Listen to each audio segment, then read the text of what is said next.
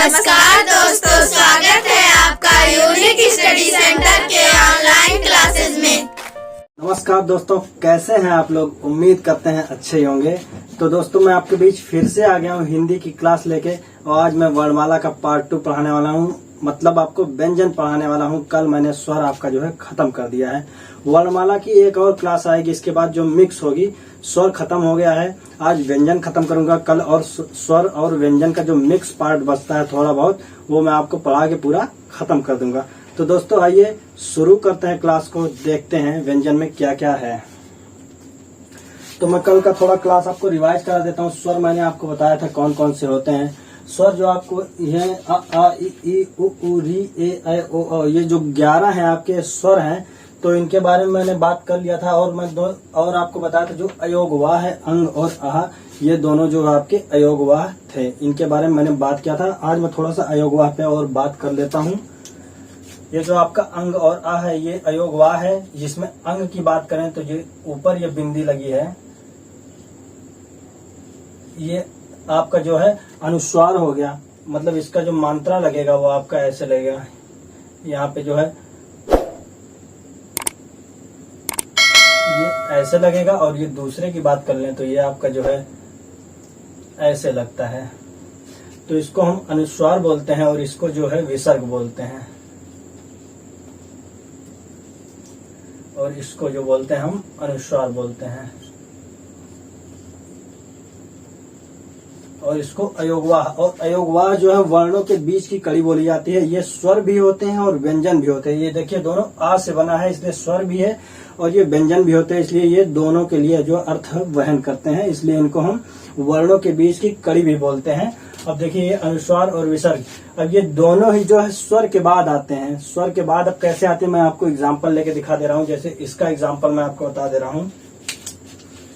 ये देखिए जैसे अंगूर हो गया, अब इसका आप उच्चारण कीजिए अंगूर। आ पहले आया, फिर ये जो मात्रा वो अनुनासिक है। मतलब अनुनासिक का मतलब जो है अनुस्वार जो है अनुनासिक होते हैं, मतलब जो उनका उच्चारण करते हैं, जो ध्वनि निकलती है वो नाक से निकलती है, इसलिए उनको अनुनासिक। अंगूर, अभी आप नाक बंद करके बोलिए, देखिए उच्चारण नहीं कर पाएंगे, इसलिए इनको अनुनासिक भी बोलते हैं। अनुस्वार को जो है अनुनासिक भी बोलते हैं।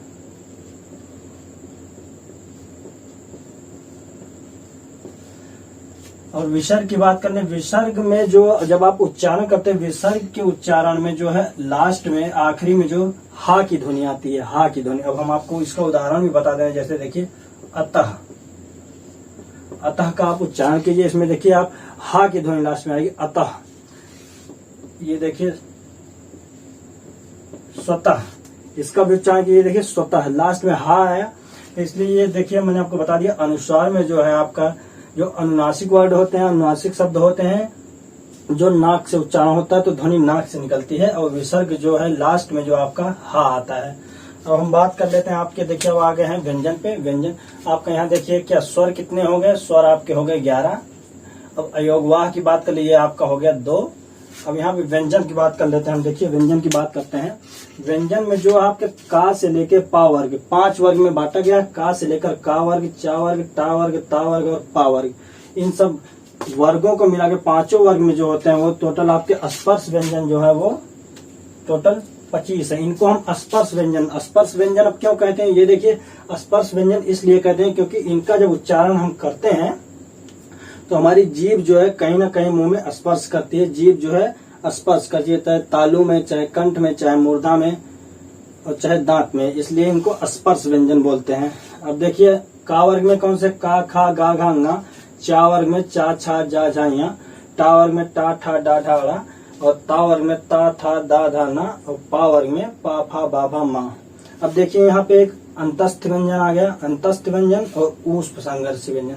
अब ये इन वर्ग से अलग है। अंतस्थ व्यंजन जो है या, रा, ला, वा। अंतस्थ व्यंजन को हम क्या कहते हैं, अर्धस्वर भी कहते हैं। अंतस्थ व्यंजन की हम बात करने देखिए आपको, तो इसको हम जो है अर्धस्वर भी कहते हैं।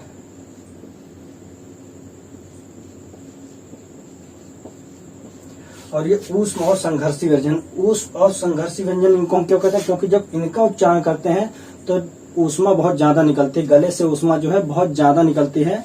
और जो संघर्षी व्यंजन, संघर्ष मतलब ऊष्मा निकलने में संघर्ष बहुत ज्यादा। जैसे आप उच्चारण कीजिए शा शा शा हा, देखिए ऐसे आप कीजिए शा शा, ऊष्मा बहुत ज्यादा निकल रही है। आप देखिए का खा, ऊष्मा नहीं निकल रही ज्यादा, लेकिन आप शा का उच्चारण करेंगे, सा यहाँ पे ऊष्मा संघर्षी का उच्चारण करेंगे तो आपका जो है ऊष्मा बहुत ज्यादा निकलेगी।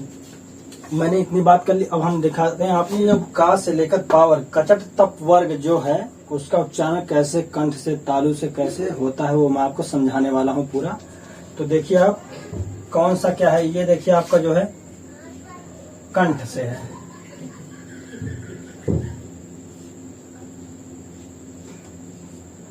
और ये आपका जो है दूसरा वर्ग जो है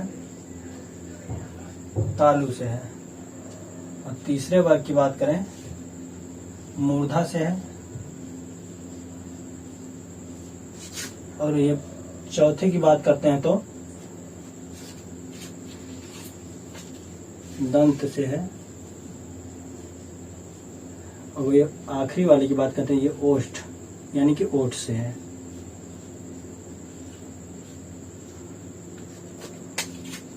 अभी मैं स्वर मिटा दे रहा हूँ, ये आपको समझा चुका हूँ तो ये मैं मिटा दे रहा हूँ। आप स्क्रीनशॉट लेना चाहें तो एक बार ले सकते हैं।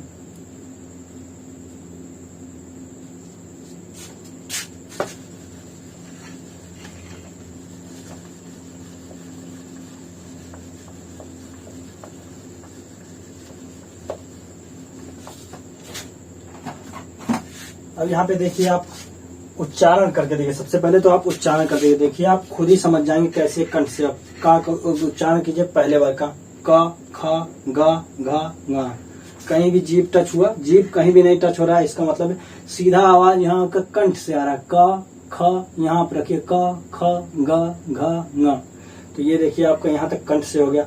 अब तालु की बात करते हैं, देखिए आप उच्चारण कीजिए च छ, जो जीभ है आपका जो जीभ है वहां पे तालु पे टच हो रहा है, च छ ज झ या, तो आपके तालु से हो गया। आप टा की बात करते हैं, टा वर्ग की बात करते हैं, देखिए आप जाएंगे टा ठा डा ढा णा, ये जो आपका जीभ है वो तालु से आगे और दांत से थोड़ा पीछे यानी कि उसको मूर्धा बोलते हैं, वहां पे आपको जो टच करा है देखिए आप बोलिए ता था द ध।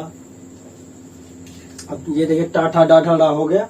अब ता वर्ग की बात करते हैं, ये दंत से आप कैसे उच्चारण करके खुद देख लीजिए। ता था, ये देखिए जीभ जो है दांत से ता था दा धा ना। अब आपके पा वर्ग की बात कर लेते हैं, आप देखिए आप पा फा, यहाँ पे ओठ जो है आपका आपस में मिल रहा है, पा फा बा भा मा, तो आपका ये ओष्ठ से हो गया। अब ये आप याद कैसे करेंगे इसका आपको मैं एक ट्रिक बता देता हूँ, आप यहाँ सामने देख लीजिए। कंठ को मैं के से लिख दे रहा हूँ, तालु को टी से लिख दे रहा हूँ, मूर्धा को यम से लिख दे रहा हूँ, दंत को डी से लिख दे रहा हूँ, और ओष्ठ को ओ से। अब इसको एक कहानी की तरह कैसे याद करेंगे आप देखिए। एक लड़का था, वो अपने पिताजी से बोला पापा मुझे बाइक चाहिए। तब उसके पापा ने क्या किया, उसके पापा ने उसे स्प्लेंडर बाइक दे दी। अब वो रोने लगा, क्यों रोने लगा, वो बोला नहीं पापा मुझे केटीएम बाइक चाहिए, केटीएम बाइक चाहिए मुझे, केटीएम दो। अब केटीएम दो से याद कीजिए, ये देखिए आपका ये आपका हो गया केटीएम, ये आपका हो गया दो, तो केटीएम दो से आपका सीरियल वाइज हो गया का से लेके पावर केटीएम दो। तो ये आपका ट्रिक होगा आपका ये का से पावर तक का याद करने का, कैसे आपका उच्चारण स्थान कहाँ से है। तो जैसा कि हमने बता दिया आपको उच्चारण स्थान कैसे क्या स्पर्श होता है, कहाँ से स्पर्श होता है, तो आप उच्चारण करते हैं। अब हम आपको थोड़ा सा बता दिए डा और ढा, इसके एक और रूप होते हैं। अब जैसे इसका हम देख लें, एक होता है जिसको हम ड़ा भी बोलते हैं, यहाँ नीचे बिंदी लग जाती है, और ढा को जो है यहाँ भी नीचे बिंदी लग जाती है। अब ये अलग कैसे होते हैं मैं आपको समझा देता हूँ। यहाँ पे देखिए डा और ढा और ड़ा,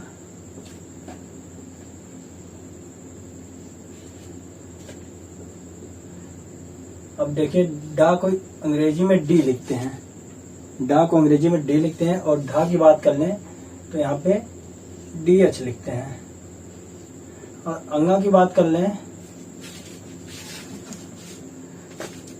और ढा की यहाँ पे देखिए आर एच लिखते हैं।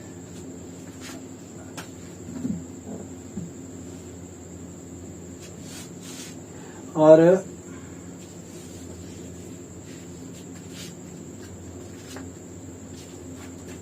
देखिए अब अंग्रेजी वर्णमाला में कैसे इसका प्रयोग होता है। डा को जो यहाँ पे जो पहले डा था उसको डी लिखते हैं और जो पहले ढा था उसको डीएच लिखते हैं। अब इसका परिवर्तन कैसे हो गया, इसीलिए इसको द्विगुण व्यंजन, इसके दो गुण होते हैं। एक गुण तो ये वाला हो गया, एक गुण ये हो गया आपका, और एक गुण ये। इसको द्विगुण भी बोलते हैं, इसको उच्छिष्ट व्यंजन भी बोलते हैं। अब देखिए यहाँ पे कैसे प्रयोग होता है आपको बता रहे हैं। जैसे ये देखिए गड्ढा हो गया, जैसे कोई गाढ़ा हो गया। अब इसको देखिए जैसे राम, इसका प्रयोग वो तो सब जानते हैं। इसका देखिए जैसे रामगढ़ हो गया, रामगढ़ लिखा है कहीं। अब इंग्लिश में देखिए कहीं भी बोर्ड पे जब आप टहलने जाते कहीं, अगर मान लीजिए रामगढ़ लिखा तो इंग्लिश में कैसे लिखा होता है,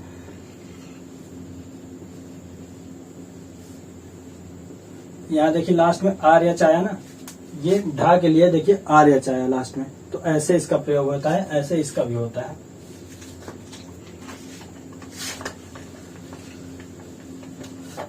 अब इससे देखिए आपका यहाँ एक क्वेश्चन क्लियर हो गया। मैंने क्या बताया, उच्छित और द्विगुण व्यंजन। उच्छित और द्विगुण व्यंजन में क्या हो गया आपका, उच्छित और द्विगुण व्यंजन में जो हो गया आपका ये बिंदी वाला आएगा, बड़ा ढा। अब देखिए यहाँ इतने सारे क्वेश्चन हैं जो शायद आपको पता ही नहीं होंगे, अभी लगभग लोग नहीं जानते होंगे, लेकिन आज आपका सारे क्वेश्चन देखिए संघर्षहीन, अनुनासिक, संयुक्त व्यंजन, उच्छिष्ट व्यंजन, लुंठित व्यंजन, पार्श्विक व्यंजन, द्वित व्यंजन, संयोग व्यंजन और आगत या नुक्ता व्यंजन, ये मैं आपको पूरा क्लियर करा दे रहा हूँ।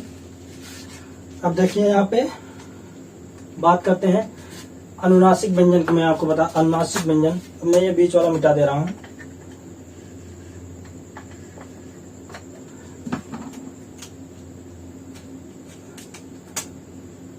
ये जो हो गया आपका,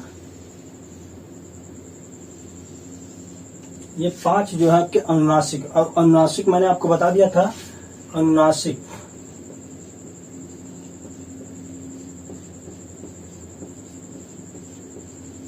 अनुनासिक का मतलब क्या हुआ, नाक और मुंह दोनों से जिसका उच्चारण होता है।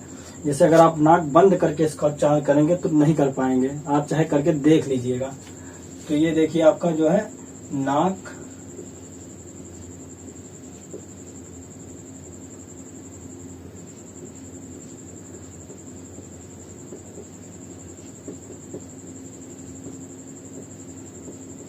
नाक और मुंह दोनों से उच्चारण, ये आपका अनुनासिक हो गया। और ये चा वर्ग की बात कर लेते हैं हम।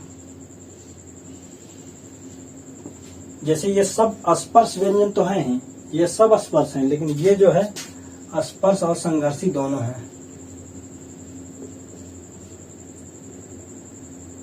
स्पर्श और संघर्षी ये दोनों है। इतने की बात मैंने कर ली।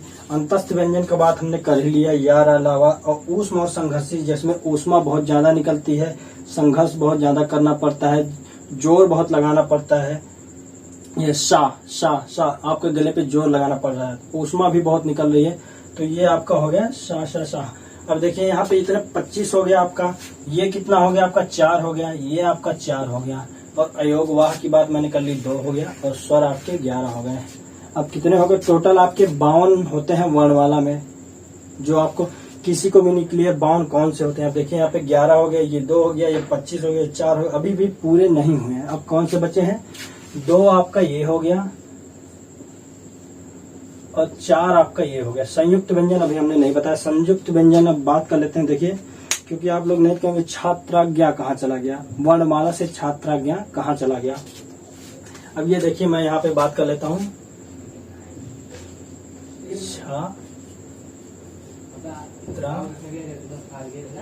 ज्ञा और श्रमिक वाला श्रा। अब देखिए इसकी बात कर लेते हैं। ये जो संयुक्त व्यंजन क्या, क्योंकि ये दो वर्णों से मिलकर बना है, इसलिए इनको संयुक्त व्यंजन, ये अकेला नहीं, ये केवल 2 वर्णों से मिलकर बना है, इसलिए हम इसको जो है संयुक्त व्यंजन कहते हैं। अब देखिए कैसे ये 2 वर्णों से मिलकर बना है, ये का और सा से मिलकर बना है, ये का और खष्टिश सा से मिलकर बना है, ये का और सा से मिलकर बना है। और त्रा की बात कर लेते हैं, ये ता और रा से मिलकर बना है, ज्ञा की बात कर लें, जा और या से मिलके बना है। और श्रा की बात कर लें तो ये शा और रा से मिलके बना है। अब इसमें क्या, ये भी सही नहीं है। अब इसमें कौन सा हलंत है, मतलब कौन आधा रहेगा कौन पूरा। जब यहाँ पे छा पूरा रहेगा, त्रा पूरा रहेगा, तो यहाँ पे जो है आपका हलंत आ जाएगा नीचे। मतलब ये पूरे रहेंगे और ये आधे आधे रहेंगे। यहाँ पे आपका ये छा, त्रा, ज्ञा और श्राय, मतलब संयुक्त व्यंजन किन किन से मिलेगा, कौन सा आधा रहता है। अगर मान लीजिए यहाँ पे आपका ये छा जो है आधा दिया है, तब आपका क्या हो जाए, तब यहाँ पे आपका का भी आधा हो जाएगा प्लस शा भी आधा हो जाएगा। ऐसे ये तीनों का हो जाएगा। तो दोस्तों हमने इतना बात कर लिया है आपके यहाँ पे स्पर्श व्यंजन, अंतस्थ व्यंजन और ऊष्म संघर्षी व्यंजन के बारे में बात कर लिया है। अब मैं थोड़ा और बात करने जा रहा हूँ आगे। क्या आपका यहाँ पे जितने क्वेश्चन लिखे हैं, क्वेश्चन मार्क लगे हैं, अब मैं इनके बारे में आपको बताने जा रहा हूँ। ये संयुक्त व्यंजन तो आपका हो ही गया, मैंने 4 बता दिया है। अब सबसे पहले मैं आपको यहाँ पे जुड़वा दूं कि 52 वर्ड हुए कि नहीं हुए। अब देखिए यहाँ पे 4, 2, 6, 6, 4, 10 और 10, 4, 14, 14 वर्ड यहाँ हो गए। आप देख लीजिए यहाँ पे 14 हो गए। 25 जो आपके स्पर्श व्यंजन हो गए, 2 आपके जो अयोगवा हो गए और 11 जो है आपके स्वर हो गए। मतलब 11, 2, 13 ये हो गया। अब देखिए 5, 4, 9, 3, 12, 2, 1, 3, 1, 4, 1, 5। अब देखिए यहाँ पे आपके 52 वर्ड जो है पूरे हो गए हैं। अब आपको कोई भी कंफ्यूजन नहीं है यहाँ पे 52 कैसे हो गए आप देख लीजिए। आपको यहाँ मैं दिखा देता हूँ। 11 स्वर हो गए, 2 अयोगवा हो गए, 25 स्पर्श व्यंजन हो गए, 4 अंतस्थ व्यंजन हो गए, 4 ऊष्म संघर्षी व्यंजन हो गए और यहाँ पे आप देख लीजिए 4 संयुक्त व्यंजन हो गए और 2 जो है उच्चित या द्विगुण व्यंजन हो गए। तो यहाँ पे आपके टोटल जो है 52 बन गए हैं। अब हम आगे बात कर लेते हैं यार, जो यहाँ पे क्वेश्चन मार्क बने हैं। ज्यादातर क्वेश्चन जो है एग्जाम में इन्हीं से आते हैं, बहुत ज्यादा आते हैं इनमें से। तो मैं इनके बारे में अब बात कर लेता हूँ। ये मैं मिटा दे रहा हूँ।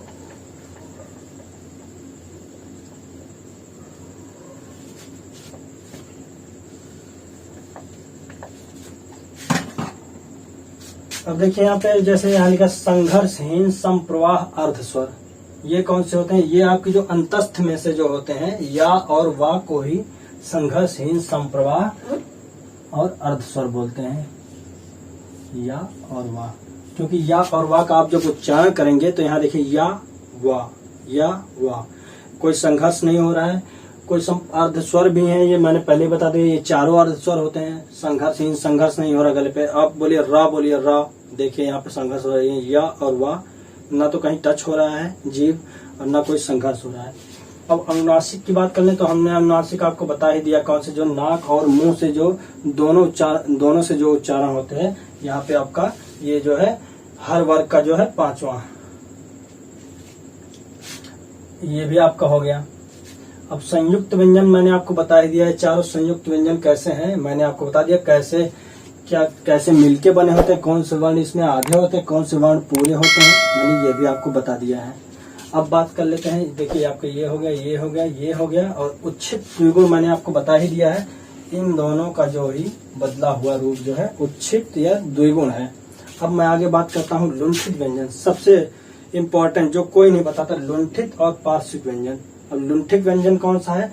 जो आपका यहाँ पे अंतस्थ व्यंजन है, इन्हीं से जो है आपका लुंठित और पार्श्विक व्यंजन दोनों आते हैं। अब देखिए यहाँ पे लुंठित व्यंजन जो हम किसको कहते हैं? रा को कहते हैं। रा को हम जो है लुंठित व्यंजन कहते हैं।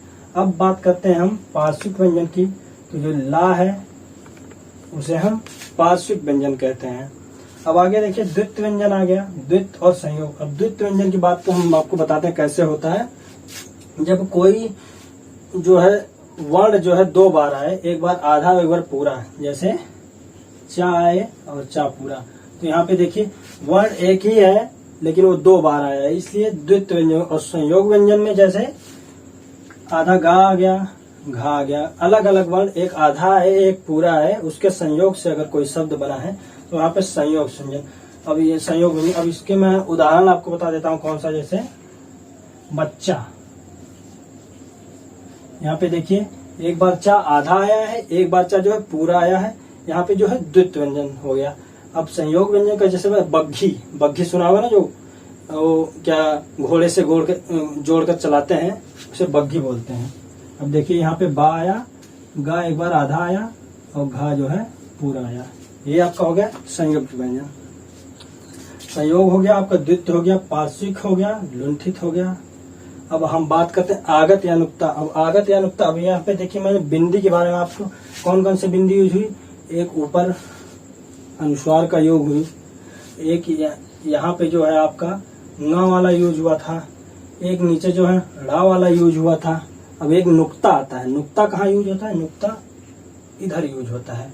ये देखिए आपका नासिक का हो गया, ये आपका ङ वाला हो गया, ये आपका ड़ा वाला हो गया और ये आपका नुक्ता हो गया। अब नुक्ता में देखिए कौन कौन से आते हैं। जैसे यहाँ पे कोई हमने का लिखा, यहाँ पे बिंदी लगा दिया तो ये आपका नुक्ता हो गया। यहाँ का को हम क्या बोलते हैं? आगत व्यंजन या फिर नुक्ता व्यंजन। अब नुक्ता कौन कौन से होते हैं? नुक्ता दो होते हैं। ये तो मैंने आपको केवल समझाने के लिए बताया है। नुक्ता दो होते हैं। कौन कौन से होते हैं? एक जा होता है,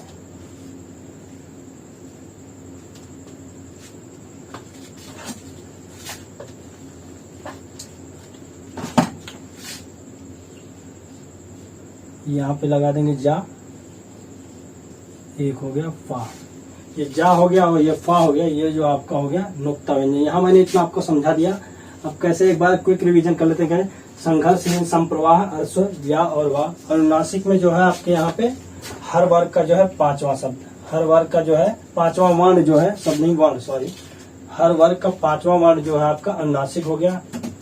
संयुक्त व्यंजन की बात कर लेते हैं। देखिए संयुक्त हमने आपको बता दिया, छात्र ज्ञा स कैसे का और सा से मिलकर बना, कौन सा वर्ण आधा होगा, कौन सा पूरा होगा, ये भी आपको। उच्छित या द्विगुण व्यंजन मैंने आपको देखिए ढा और ढा बता ही दिया। लुंठित व्यंजन रा, पार्श्विक व्यंजन ला। और बात कर लेते हैं द्वित्व व्यंजन जो है, बच्चा मतलब वही वर्ण एक बार आधा आया है, एक बार पूरा आया है, तो आपका यहाँ पे द्वित्व व्यंजन हो गया। अब संयोग व्यंजन की बात कर लेते हैं। एक बार जो है गा आधा आया है, उसके आगे वाला वर्ण जैसे का खा गा घा, गा के आगे वाला जो है वर्ण जो है घा, वो आपका पूरा आया। तो यहाँ पे देखिए आपका बग्घी बन गया। और आगत या नुक्ता मैंने बता दिया, जैसे जो वर्ण जो भी हो उसके यहाँ पे जो लेफ्ट साइड में जो मतलब बाएं साइड में जो लगेगा वही नुक्ता का। जा और फा दो व्यंजन आगत व्यंजन होते हैं इसमें।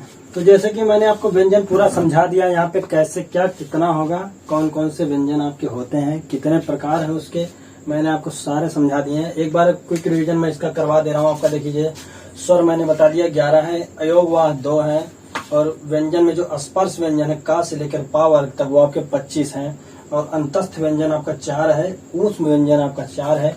और यहाँ पे अनुनासिक की बात कर लें तो वो तो नहीं होगा इसमें, लेकिन संयुक्त व्यंजन जो है ये भी आपके 4 है। उच्छित व्यंजन की बात कर लें आपके 2 हैं। ये टोटल इतने मिला के आपके 52 जो है वर्ण बन जाते हैं। तो यहाँ पे आपको कंफ्यूज बिल्कुल भी नहीं। कैसे मैंने क्या बताया आपका, यहाँ पे देखिए स्वर हो गया, अयोगवाह हो गया 25, ये हो गया स्पर्श व्यंजन 4, अंतस्थ हो गए 4, ऊष्म हो गए, और यहाँ पे बात कर लेते हैं 4 संयुक्त हो गए, 2 उच्छित हो गए। इन सबको मिला के जो है आपका टोटल 52 वर्ण हो गया। और आपको मैंने इसको भी याद करा दिया था, यहाँ पे के, यहाँ पे टी, यहाँ पे यम, यहाँ पे डी, यहाँ पे ओ, केटीएम 2। कैसे मैंने केटीएम 2 सीधे का चा टा ता पावर और केटीएम 2, यहाँ पे आपका जो है पूरा एकदम बढ़िया से याद हो जाएगा। अब हम जैसा कि आपको बोले थे कि क्लास के लास्ट में जो है आपको विलोम शब्द कराएंगे, थोड़ा जितना आपको मात्रा में याद हो सके उतना मैं आपको कराऊंगा। और इससे मिलता जो है अब कल का क्लास जो आपका चलेगा वो जो व्यंजन और स्वर से मिक्स होगा, मतलब व्यंजन और स्वर जो दोनों का मैंने टेबल बनाया है कि कहाँ से किसका उच्चारण होता है, दोनों का मिक्स करके। कंठ तालु दोनों से कौन होता है, कौन दंत ओष्ठ दोनों से होता है। अभी तो मैंने आपको सिंगल बताया, कौन कंठ से होता है, कौन तालु से होता है, कौन मूर्धा से। और वैसे ही कल आपका जो बताऊंगा वो आपका मिक्स वाला चलेगा। और कल मैं आपको ये भी बताऊंगा जैसे अल्प प्राण, महाप्राण कौन से होते हैं, सघोष अघोष व्यंजन कौन से होते हैं। और कल आपकी जो वर्णमाला की क्लास जो है पूरी खत्म हो जाएगी। तो जैसा कि मैंने आपको व्यंजन पढ़ा दिया है, स्वर मैंने कल पढ़ा ही दिया था, और मैंने बोला था कि लास्ट में मैं आपको कुछ थोड़ा सा रिवीजन कराऊंगा, थोड़ा सा कुछ बताऊंगा, जैसे आपको लास्ट तक क्लास के आखिर जाते जाते आपको जो है थोड़ा एक मात्रा में, अच्छी मात्रा में आपको विलोम शब्द, अनेकार्थी शब्द, वाक्य के लिए एक शब्द, पर्यायवाची, ये सब थोड़ा याद हो जाएंगे। तो मैं आज आपको जो है विलोम शब्द बताने वाला हूँ, थोड़ा सा वाक्य के लिए एक शब्द बताने वाला हूँ, और मैं आपको याद भी करवाने वाला हूँ कैसे, देखिए, ताकि आपको आज याद हो जाए, कल मैं आपसे पूछूंगा तो भी आप बता सके तुरंत। अब देखिए विलोम शब्द की अगर बात करते हैं, है काफी आसान, आपको भी लग रहा होगा बहुत आसान है, लेकिन एक बार याद करने में क्या जाता है, याद कर लेंगे तो हमेशा के लिए काम आएगा। तो आप देख लीजिए, यहाँ पे एक दिया है अनुज। अब अनुज शब्द का विलोम तो सभी जानते होंगे, आप भी जानते होंगे, लेकिन यहाँ पे देखिए अनुज मतलब होता क्या। सबसे पहले देखें, अनुज मतलब होता है छोटा।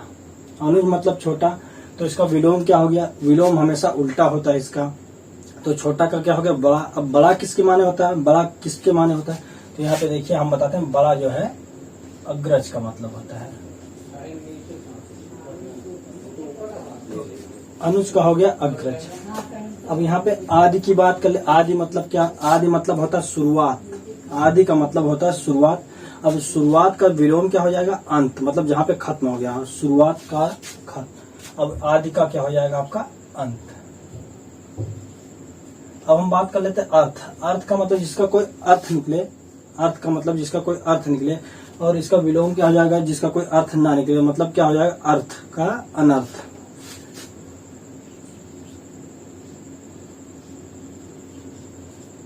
अब बात कर लेते हैं अंगीकार। अंगीकार का क्या मतलब होता है, अंगीकार का मतलब होता है स्वीकार करना। जैसे आप देखते होंगे संविधान में, कॉन्स्टिट्यूशन में लिखा कि इस दिन इस चीज को अंगीकृत किया गया। अंगीकृत मतलब स्वीकृत किया गया, स्वीकार किया गया। तो यहाँ अंगीकार का क्या होगा, स्वीकार करना। तो स्वीकार करना, तो इसका क्या हो जाएगा, विलोम जो है अस्वीकार करना, मतलब अंगीकार नहीं करना। तो यहाँ पे हो जाएगा अस्वीकार।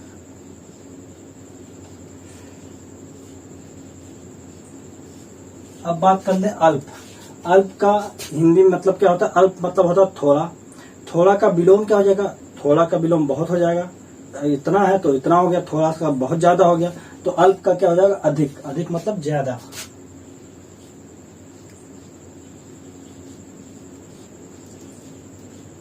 अब देखिए एक। एक मतलब ओनली वन, मतलब यूनिक, केवल वन, मतलब एक। अब एक का क्या विलोम हो जाएगा, एक का मतलब बहुत सारा, ढेर सारा, मतलब अनेक।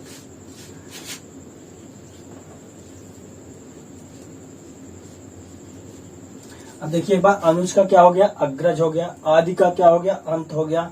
अर्थ का क्या हो गया, अनर्थ हो गया। अंगीकार का क्या हो गया, अस्वीकार हो गया। अल्प का हो गया अधिक, और एक का हो गया अनेक। एक बार और याद कर लीजिए, अनुज का अग्रज, आदि का अंत, अर्थ का अनर्थ, अंगीकार अस्वीकार, अल्प अधिक, एक का अनेक। अब हम चलते हैं वाक्य के लिए एक शब्द पे। अब यहाँ देखिए 100 वर्ष का समय, मतलब 100 वर्ष के समय को हम क्या बोलते हैं, शताब्दी बोलते हैं। तो 100 वर्ष का समय के लिए एक शब्द क्या हो गया, शताब्दी।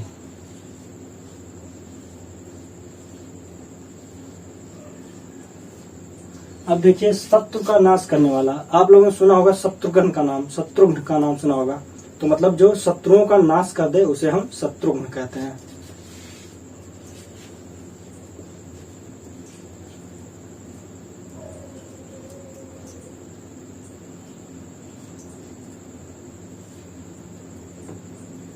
ये घा है आधा।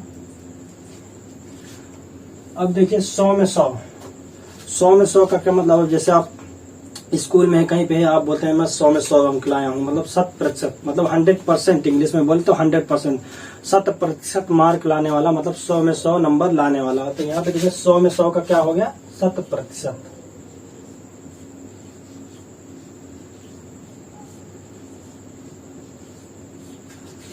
अब देखिए शरण में आया हुआ, जैसे कोई चला जाता है, मैं आपकी शरण में आया हूँ, मतलब उसकी शरण में मैं जा रहा हूँ। और वो शरण में आया हुआ, आने का मतलब होता है आगत। आगत मतलब आना, और शरण मतलब शरण हो गया। शरण में आया हूँ मतलब शरणागत, शरण में आया हुआ शरणागत।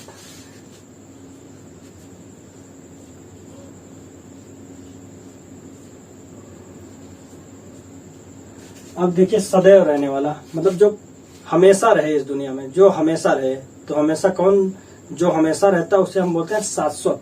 शाश्वत मतलब जो हमेशा रहे।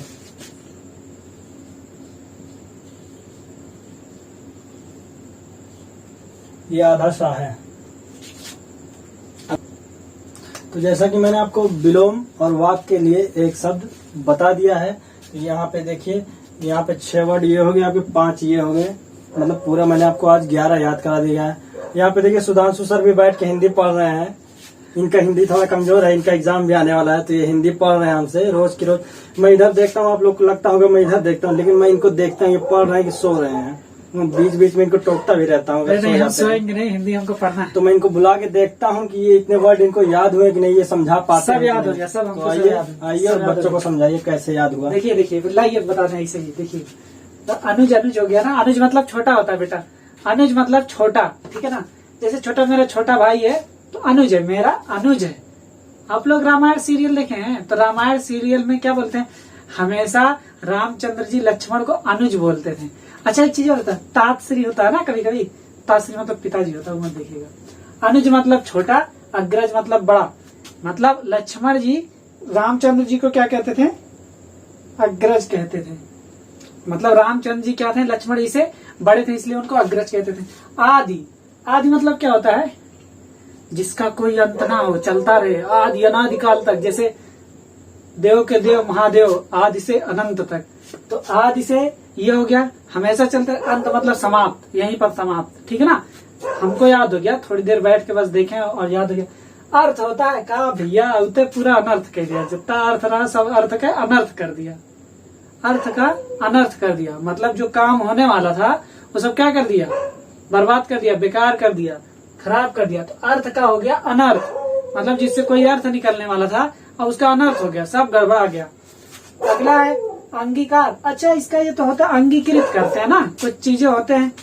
देखिए एक्चुअली रात में हम लोग बना रहे हैं वीडियो, तो बाहर कुछ कुत्ते जो है भौंक रहे हैं, कह रहे रात में मत बनाइए, लेकिन क्या करें, बनाया जा रहा है। जाइए देखिए जरा, तो मार दीजिए एक हाथ को आराम से। हाँ ठीक, चलो बेटा देखो। अंगीकार, अंगीकार मतलब होता है, जैसे बोलते हैं ना अंगीकृत करना, किसी चीज को अंगीकृत करना मतलब लिखना, जैसे बोलते हैं ना इनके द्वारा अंगीकृत किया गया, इनके द्वारा यूज किया गया, ठीक है। अंगीकार का अस्वीकार मतलब नहीं, एकदम स्वीकार नहीं, हमको स्वीकार नहीं कर सकते, ठीक है। पर डे हम आपको हिंदी में लास्ट में जो याद करने वाला टॉपिक रहेगा वो हम याद करवाएंगे, कहा कि इससे हमको भी याद हो जाएगा और आपको भी याद हो जाएगा। अल्प, अल्प मात्रा में भोजन करिएगा। अल्पाहारी होता ना, अल्पाहारी गृह त्यागी स्वान निद्रा वको ध्यानम, ये स्टूडेंट के क्या होते हैं, लक्षण होते हैं। तो अल्प मतलब होता है थोड़ा थोड़ा थोड़ा मात्रा में, ठीक है। और अधिक का मतलब होता है अधिक मात्रा में। अल्प मतलब अल्पाहार मतलब कम खाया करिए। अल्प मतलब ना अल्प मात्रा, अल्प समय, ये सब होता है थोड़ी देर के लिए। उसका जो विलोम होगा वो अधिक होगा। याद रहे, विलोम याद कर रहे हैं हम लोग, मतलब अर्थ का अनर्थ कर रहे हैं, ये समझ जाइएगा। और एक, एक मतलब केवल एक, सिंगल, केवल एक, एक रहेगा तो इसका अनेक हो जाएगा, मतलब एक ना रखे अनेक, ढेर सारा। एक मतलब एक, अनेक मतलब ढेर सारा। तो उम्मीद करते हैं विलोम आपको याद हो गया। जैसे कि देखिए कैसे अनुज का अग्रज हो गया, अनुज मतलब छोटा, अग्रज मतलब बड़ा। आदि का मतलब बहुत ढेर सारा, अंत मतलब अभी जस्ट समाप्त हो गया। अर्थ का मतलब होता है कोई, मतलब कुछ निकलने वाला, कोई अर्थ निकलने वाला। उसका अनर्थ होता है कि बोलते नहीं है सब लोग गाँव में, क्या यार तुम माँ के सब अर्थ का अनर्थ कर दिए, मतलब कुछ होने वाला था सब बिगाड़ दिए, चौपट कर दिए, सारा गुड़ गोबर कर दिए। चलिए अंगीकार, अंगीकार का मतलब होता है, अंगीकार मतलब कोई चीज लिया जाए, जोड़ा जाए, मतलब लिखा जाए, इसका मतलब अंगीकृत किया जाता है, ठीक है ना। अस्वीकार कर दिया गया, अस्वीकार मतलब क्या कर दिया गया, नहीं लिया गया। अस्वीकार मतलब नहीं लिया गया, स्वीकार ही नहीं किया गया, तो उसको अंगीकृत करने का स्थान पे क्या कर दिया गया, त्याग कर दिया गया, अस्वीकार कर दिया गया। अल्प, अल्प मतलब थोड़ा सा, जैसे अल्प भोजन लीजिए। अल्प निद्रा में कभी कभी सो जाते हैं ना, जब विकास सर पढ़ाते हैं तो देखते हैं मंत्र मुग्ध होकर थोड़ा थोड़ा सो लेते हैं, तो उसमें वो जो अल्प होता है ना, अधिक। अल्प का कम का मतलब होता है, अल्प मतलब कम, थोड़ा, ठीक है, अ लिटिल अमाउंट, ठीक है ना, तो उसका अधिक हो जाएगा। एक का अनेक हो जाएगा। अगर एक है तो अनेक, जैसे मान लीजिए हमको पसंद है कि हमको बहुत ढेर सारा खाना है, मिलने का आया कि सबको, मान लीजिए कोई मिठाई वगैरह आया, तो हम एक, हमको तो पसंद नहीं है, हम ढेर सारा खाना चाहते हैं, तो सबको एक एक में ना, हम तो एक नहीं लेंगे, हमको अनेक चाहिए, मतलब एक से अधिक चाहिए, ठीक है ना।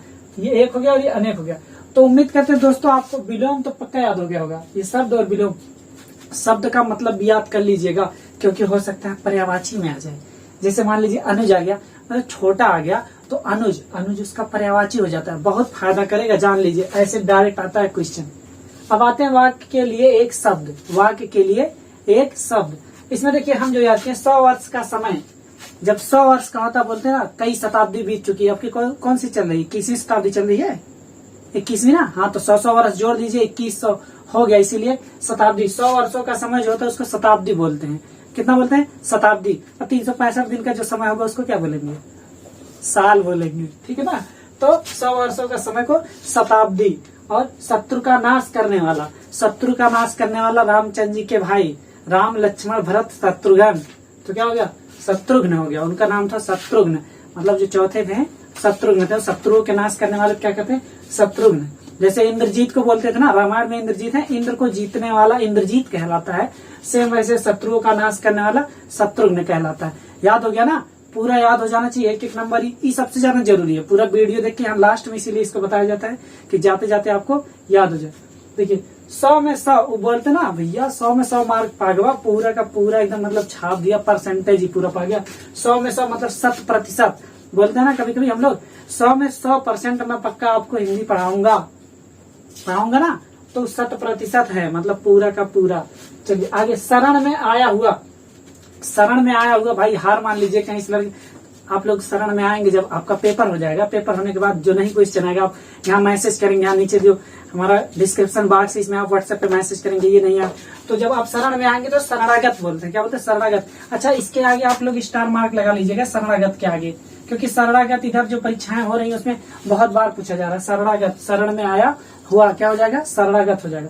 फिर देखिए सदैव रहने वाला। सदैव ना हम रहेंगे ना आप रहेंगे, ये तो सबको पता है, एक दिन सबको जाना है, ठीक है ना। तो सदैव रहने वाला, इसको अमर भी बोल सकते हैं, बोल सकते हैं कि नहीं? जो सदैव जिंदा रहेगा उसको क्या बोलेंगे? अमर भी बोल सकते हैं, लेकिन यहाँ लिखेंगे शाश्वत। क्या? शाश्वत। शाश्वत जो सदैव रहने वाला होता है उसे क्या बोलते हैं? शाश्वत बोलते हैं। तो दोस्तों उम्मीद करते हैं आप लोगों को पूरा का पूरा एक एक विलोम और एक एक वाक्यों के लिए एक शब्द आ जाएगा। और एक चीज ध्यान दीजिए, जो एक शब्द लिखा जा रहा है यहाँ पे, इसका मतलब आपको पता होना चाहिए, क्योंकि ये आपके क्वेश्चन में पक्का पूछ लेता है कभी कभी, शताब्दी का मतलब क्या हो गया। तो क्या लिखेंगे आप? तो यही लिखना पड़ेगा, 100 वर्षों का समय। तो देखा सर, हमको तो याद हो गया, अब बच्चे कमेंट करेंगे, देखिए क्या होता है।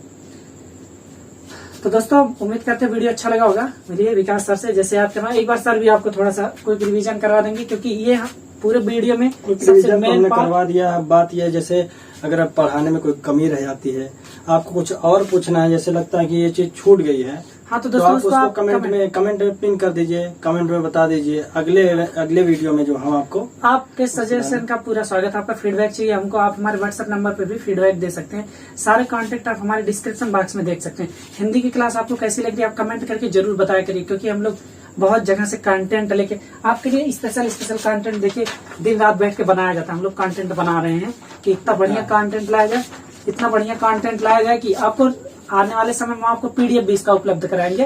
आप हमारे टेलीग्राम पे जुड़ जाइएगा, ठीक है ना।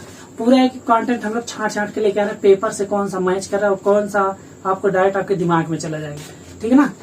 तो दोस्तों ठीक है, बाकी देखिए सर को थोड़ा समझाइए, कंजूसी बहुत करते हैं, पंखा नहीं चलाते हैं, एकदम गर्मी में मार डालते हैं। तो सारा वीडियो के लिए होता है दोस्तों, अगर वीडियो में थोड़ा सा भी आवाज एक्स्ट्रा आएगा तो अच्छा नहीं लगेगा वीडियो, इसीलिए थोड़ा सा फैन बंद कर देना पड़ता है।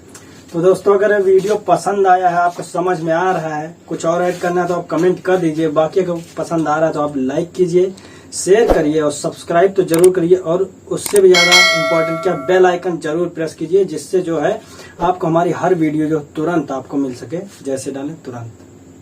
तो दोस्तों जय हिंद।